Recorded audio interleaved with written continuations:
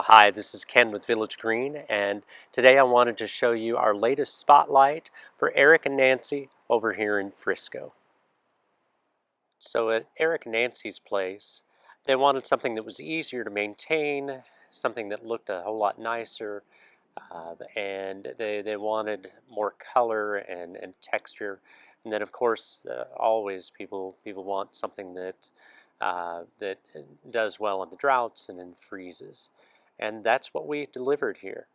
This is a smaller front landscape, and so we needed to make sure that the plants we chose were in scale with the home.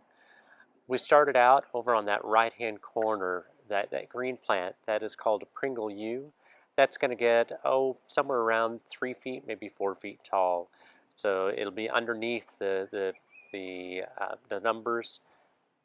And then we did the same on the opposite side of the house. We repeated that, so that plant is going to frame the home nicely. To add some nice color, the yellow plant there is called kaleidoscope abelia. That'll get about 3 feet tall, or maybe just a little bit taller. It's going to bloom over the summertime, but mostly we use it for that nice yellow color that pops so well against the brick.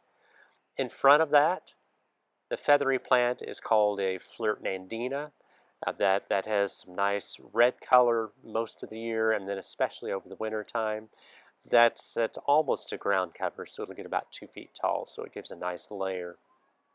In front of that, we have stella daylilies. Those are the yellow blooming plants. Very tough plant, great for this area.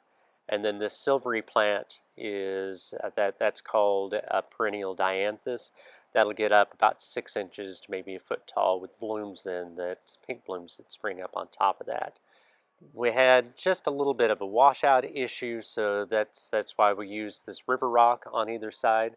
The plants are going to soften that, but this is a great look that's also very practical and functional, because what happens then is it slows the water as it starts running down. And then we repeat the theme over on the other side of the home. This landscape is going to be very, very easy to take care of. The way that I say it is that if you hear power tools on our landscape, somebody's probably doing something wrong.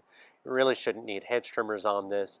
Just a pair of pick pruners a couple of times a year, trimming off the overachieving limbs. That's about all you need. So this is a great landscape that will be easy for them to maintain. Lots of color coming in and out during the year. This is Ken with Village Green. If you like these videos, please subscribe to our YouTube channel and send these on to your friends and family. This is Village Green, growing plants, growing people, and growing relationships.